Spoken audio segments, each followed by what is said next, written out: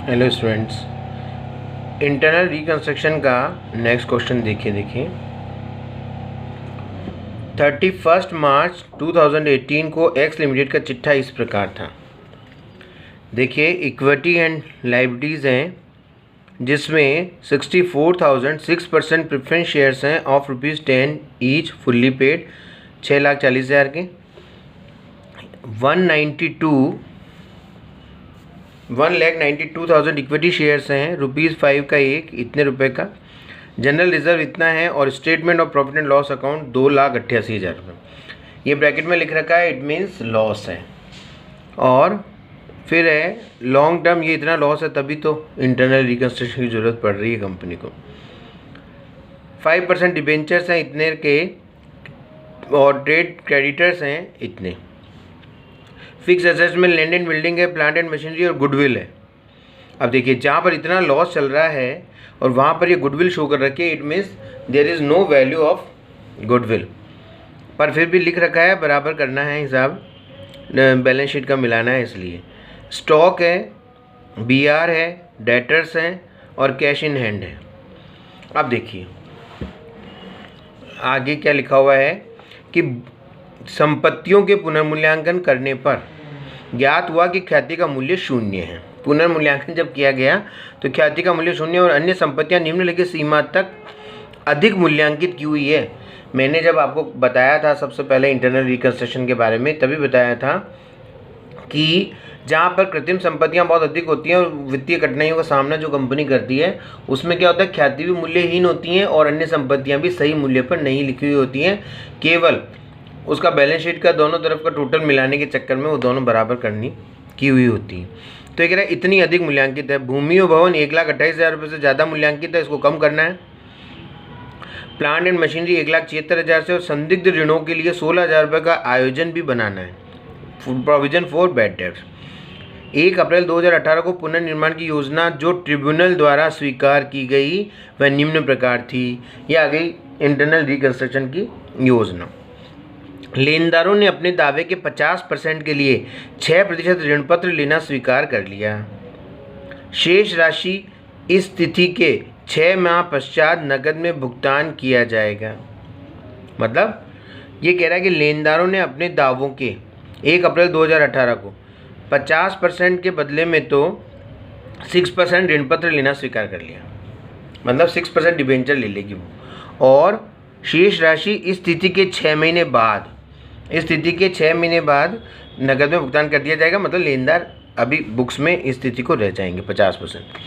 प्रत्येक पूर्वाधिकार अंश को 5 तक कम करना है, 5 तक कम करना है। अंशतः प्रदत्त, अंशतः प्रदत्त का मतलब है उनको 5 रुपये प्रदत्त कर दो, जबकि वो है कितने का, देखिए 10 रुपये का है। उनको 5 प्रदत्त कर दो, मतलब वैसे तो 10 रुपये आए हुए हैं उनके, लेकिन ये मानकर कि अभी तक उनके 5 रुपये आए हुए हैं और 5 रुपये छोड़ दो, मतलब कैपिटल रिडक्शन अकाउंट में 5 रुपये आ जाएंगे।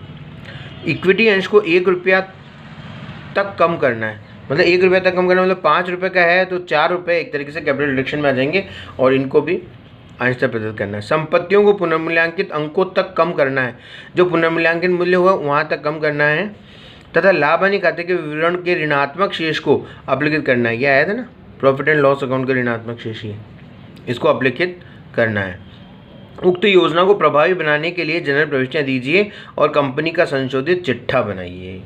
तो अब बनाते हैं, देखिए कि जर्नल ऑफ एक्स लिमिटेड, जिसमें सबसे पहला काम करेंगे, जैसे जैसे लाइन लिखी हुई वैसे करेंगे कि लेनदारों ने अपने दावों के 50% के लिए 6% ऋण पत्र लेना स्वीकार कर दिया।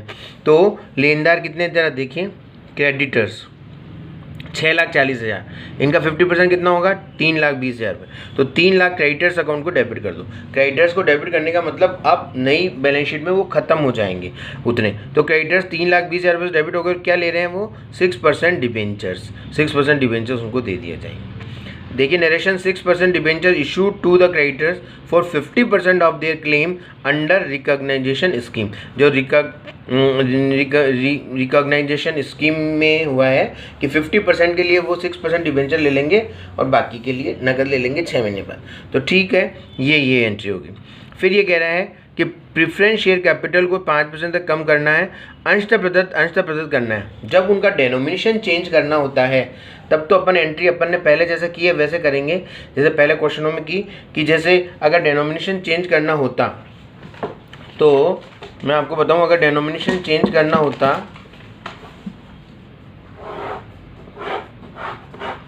तो हम क्या लिखते हैं यहाँ पर, ₹10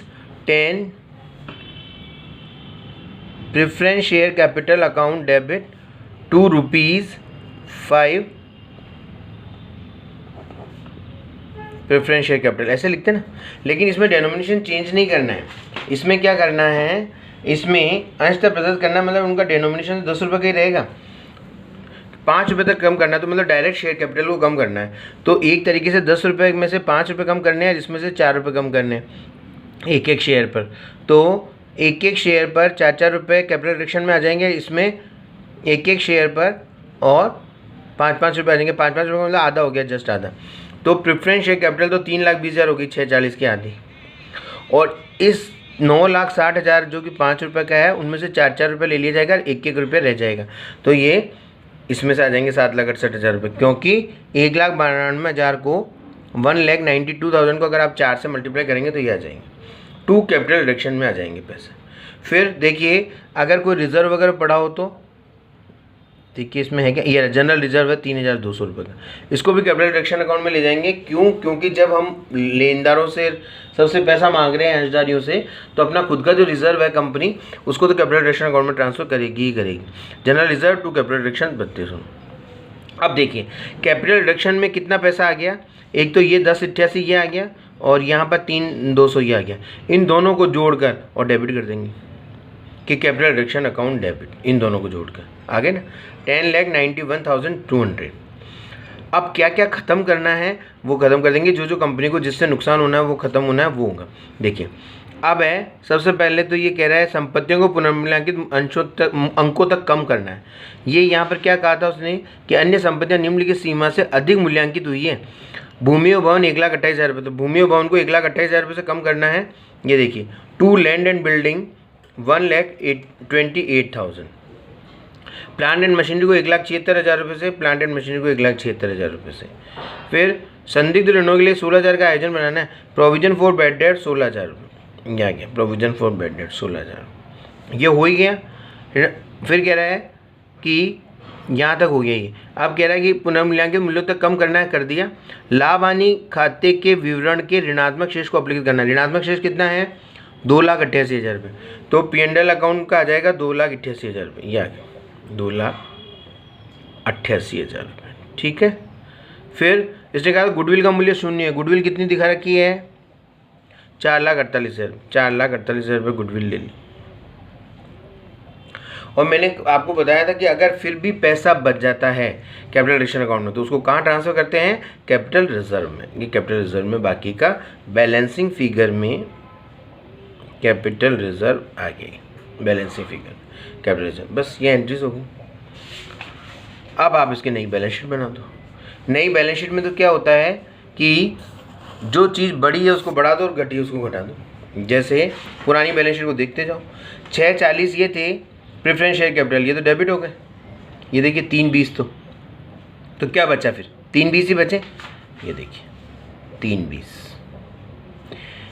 इक्विटी शेयर जो 1,92,000 रुपये के थे, 1,92,000 रुपये, 1,92,000 इक्विटी शेयर थे जो 5 रुपये का एक था, 4-4 रुपये तो उसमें चले गए, 1-1 रुपये बचा, तो 1,92,000 ही आएगा ना 1-1 रुपये के हिसाब से।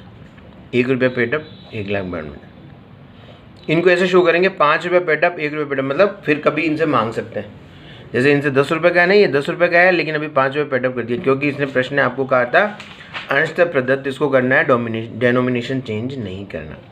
फिर देखिए जनरल रिजर्व खत्म हो गया और ये स्टेटमेंट P&L अकाउंट ये खत्म हो गया, लेकिन एक नया रिजर्व बन गया कैपिटल रिजर्व। देखो ये कैपिटल रिजर्व, तो कैपिटल रिजर्व अब नई बैलेंस शीट में आ जाएगा कितने रुपए से, 35,200 रुपये से। ये 35,200 से ये आ जाएगा कैपिटल रिजर्व।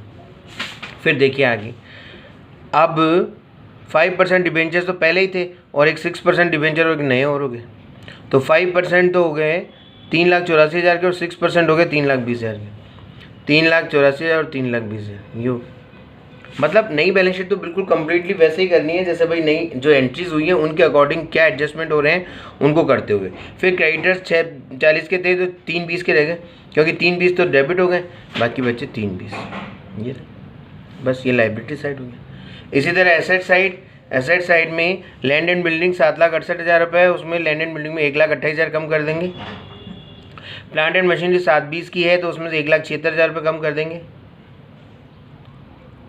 फिर गुडविल ख़त्म हो जाएगी, BR एज इट इज़ रहेंगे, डेटर्स 1,92,000 में 16,000 कम हो जाएंगे, और cash in hand as it is रहेगा क्योंकि कैश का कोई काम नहीं है। ये देखिए ये सब कम होने के बाद ये आ जाएंगे। तो इस तरह अब आप ये इंटरनल रिकंस्ट्रक्शन के चैप्टर के क्वेश्चंस आप करेंगे। Thank you.